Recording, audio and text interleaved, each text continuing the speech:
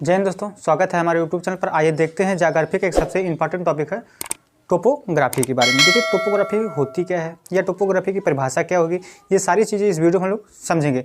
अक्षय अपर्दन, उच्चावच क्या होते हैं, प्रथम श्रेणी के उच्चावच, द्वितीय श्रेणी के उच्चावच, तृतीय श्रेणी के उच्चावच क्या होते हैं और इनकी क्या परिभाषाएं होती है और इन उच्चावच के अंतर्गत क्या क्या आता है, ये सारी चीज़ें इस वीडियो में हम लोग पढ़ेंगे। देखिए समझते हैं। सबसे पहले हम लोग जो होता है टोपोग्राफी कहते हैं किसे, पृथ्वी की जो बाहरी परत होती है उसी का अध्ययन ही, जो पृथ्वी की बाहरी परत होती है उसी का अध्ययन ही टोपोग्राफी कहलाती है। टोपोग्राफी किसे कहते हैं, पृथ्वी की जो बाहरी परत होती है उसी का अध्ययन ही जो है टोपोग्राफी कराती है। ये होता है। दूसरी चीज़ें जो होती है, अब इसमें आता है पेडोलॉजी का होता है, जिसमें मृदा विज्ञान का अध्ययन किया जाता है, यानी कि मिट्टी का अध्ययन या मृदा का अध्ययन किया जाता है, उसी को हम लोग पेडोलॉजी कहते हैं। एक होता है पेडोलॉजी कहा जाता है, पेडोलॉजी कहा जाता है। ये सारी चीज़ें होती है। और अब समझते हैं हम लोग उच्चावच होता क्या है। उच्चावच कहते किसे, प्रथम श्रेणी को रिलीफ कहते हैं। पृथ्वी की जो ऊबड़ खाबड़ आकृति होती है, पृथ्वी की जो ऊबड़ खाबड़ आकृति होती है उसी को हम लोग उच्चावच या रिलीफ कहते हैं। ये सारी चीज़ें होती हैं। उसी देखिए इसी उच्चावच को हम लोग 3 भागों में बांटते हैं। इसी उच्चावच को हम लोग 3 भागों में बांटते हैं। प्रथम श्रेणी के उच्चावच किसे कहा जाता है, तो प्रथम श्रेणी के उच्चावच के अंतर्गत जो होता है महाद्वीप और महासागर 2 चीज़ें आते हैं।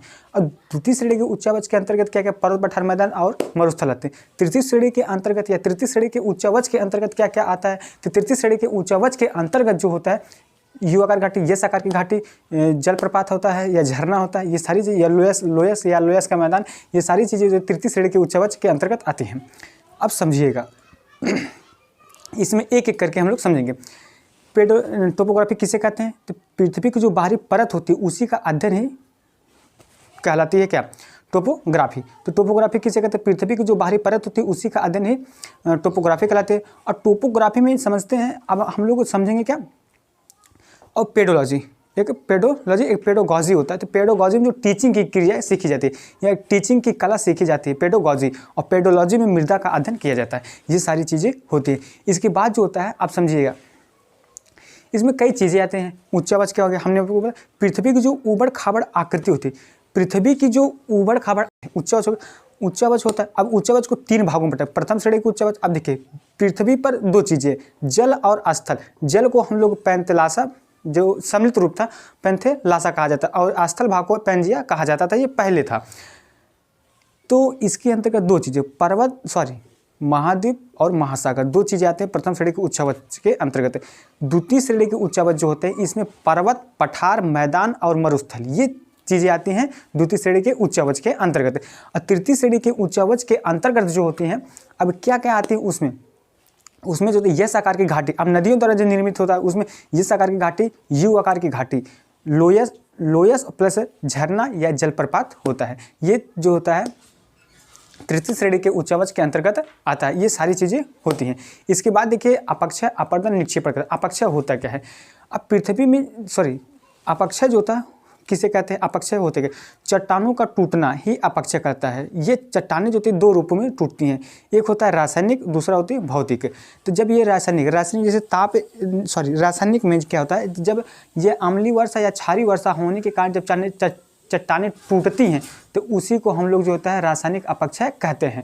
और दूसरी जो होता है भौतिक अपक्षय क्या होता है, तो अब भौतिक अपक्षय जब वही चट्टानें दाब एवं ताप के द्वारा टूटती हैं तो उसी को हम लोग जो होता है भौतिक अपक्षय कहते हैं। चूना पत्थर पर भौतिक और रासायनिक दोनों अपक्षय का प्रभाव पड़ता है। जो चूना पत्थर होता है उस पर भौतिक और रासायनिक अपक्षय दोनों का प्रभाव पड़ता है। ये सारी चीज़ें होती हैं। दूसरी चीज़ें समझिए, इसमें अपक्षय क्या होता है, अपक्षय अपर्दन होता क्या है। अपक्षय क्या होता है, हमने बताया चट्टानों का टूटना अपक्षय। चट्टानें 2 रूपों में टूटती हैं, एक भौतिक एक रासायनिक। जब वही चट्टानें अम्लीय वर्षा द्वारा टूटती हैं या क्षारीय वर्षा द्वारा टूटती है उसे रासायनिक कहा जाता है। जब चट्टानों पर ये जो होते हैं ताप एवं दाब के द्वारा टूटते हैं उसे भौतिक अपक्षय कहा जाता है। अच्छा, दूसरी चीज़ें अब जो होता है अपर्दन होता है। चट्टानों में जो रगड़ होती है उसी को हम लोग अपर्दन कहते हैं। रगड़ या घिसावट जो होती है उसी को हम लोग जो होता है अपर्दन कहते हैं। अब अपर्दन के बाद आता है निक्षेपण। निक्षेपण क्या होता है, तो अपर्दन की क्रिया के फलस्वरूप नदियों द्वारा लाया गया गाद कहीं ना कहीं इकट्ठा किया जाएगा, उसी को हम लोग निक्षेपण कहते हैं। ये गाद या सिल्ट जहाँ पर इकट्ठे होते हैं उसी को हम लोग क्या कहते हैं, उसी को कहा जाता है निक्षेपण कहा जाता है। ये सारी चीज़ें होती रहती हैं। और देखिए इसी में जो है और इसमें जो होता है रासायनिक अपक्ष और भौतिक अपक्ष, ये सारी चीज़ें आती रहती हैं। देखिए कोई कमेंट कर रहा है जी, हाँ रासायनिक अपक्ष और भौतिक अपक्ष हाँ होते हैं। चट्टानों में जो हाँ चट्टानों का टूटना अपक्ष है, हाँ चट्टानों का टूटना अपक्ष होता है। और हाँ घिसावट को ही हम लोग या रगड़ या घिसावट को ही हम लोग अपरदन कहते हैं। हाँ निक्षेपण जहाँ पर, हाँ जहाँ पर सिल्ट या गाद नदियों द्वारा लाया गया कचरा जहाँ पर इकट्ठा होती है उसी को, हाँ सही ठीक है, अब उसी को कहा जाता है। अब ये देखिए कमेंट कर रहा है कोई, हाँ अपक्ष कहा जाएगा। हाँ ये सारी चीज़ें होती हैं, ये होता है रासायनिक अपक्ष और भौतिक अपक्ष ये होता है नीचे। अब देखिए जो नदियों की कई अवस्थाएं होती हैं, नदियों की कई अवस्थाएं, चलिए कमेंट भी बाद में पढ़ेंगे। इसमें देखिए नदियों की कई अवस्थाएं होती हैं। अब ये अवस्थाएं कौन सी, अब नदियां जहाँ से निकलती हैं उसे उद्गम कहा जाता है। और जब नदियां जाकर सागर या महासागर में मिल जाती हैं तो उसी को हम लोग मुहाना कहा जाता है। नदी उत्पत्ति से लेकर, नदी जो होता है उद्गम से लेकर मुहाने तक जो सारी घटनाएं, नदी के मार्ग में जो सारी घटनाएं घटित होती हैं उसी को हम लोग नदी अपवाह तंत्र के नाम से जानते हैं, अपवाह तंत्र के नाम से जानते हैं, नदी अपवाह तंत्र के नाम से जानते हैं। ये सारी चीज़ें होती हैं। आइए देखते हैं नदियों की 3 अवस्थाएं होती, नदियों की 3 अवस्थाएं होती हैं। पहला होता है युवावस्था, प्रौढ़ावस्था और वृद्धावस्था। युवावस्था, प्रौढ़ावस्था और वृद्धावस्था होती है। तो युवावस्था क्या होती है, जब नदियाँ पर्वतों पर होती हैं तो वह युवावस्था में होती हैं, उनके पास शक्तियाँ अधिक होती हैं जिस कारण वह पर्वतों पर होती हैं।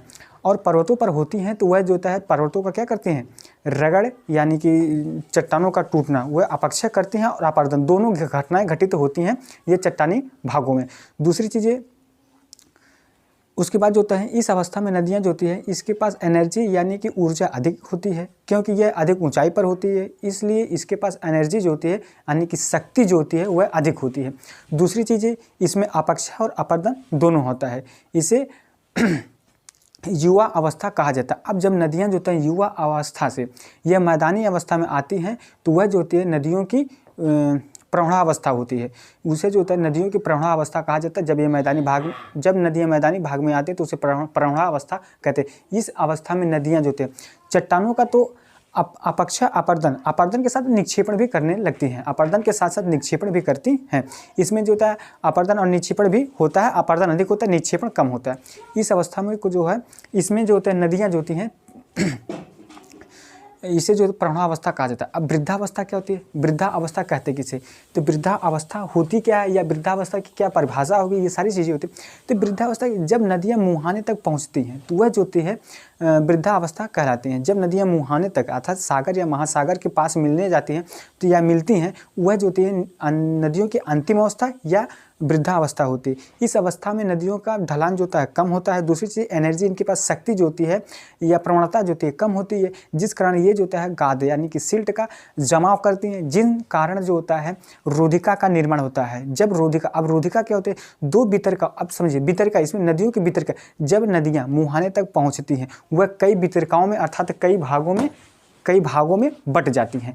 तो जब ये कई भागों में बट जाती हैं तो इसी को वितरिका कहते हैं, इसी को वितरिका। जब 2 वितरकाओं के बीच में, जैसे ये नदियाँ, ये जो होती नदियाँ 2 भागों में बट गई, अब इसमें जो तो नदियाँ बीच में लाकर गाद या सिल्ट को जमा कर देती हैं, सिल्ट या गाद को लाकर जमा कर देती हैं तो उसी को रोधिका कहा जाता है। तो रोधिका आकार छोटा होता है, जब रोधिका का आकार बड़ा हो जाता है, नदियाँ लाकर जो तो गाद या सिल्ट या कचरा को लाकर जमा करती जाती है, जब नदी वैसी जो है रोधिका का आकार बड़ा हो तो उसी को हम लोग डेल्टा का रूप देते हैं। ये सारी चीज़ें होती रहती हैं। और देखिए ये नदियों की अवस्थाएं होती हैं, ये नदियों की अवस्थाएं होती हैं वो, हाँ ये नदियों की अवस्थाएं होती हैं।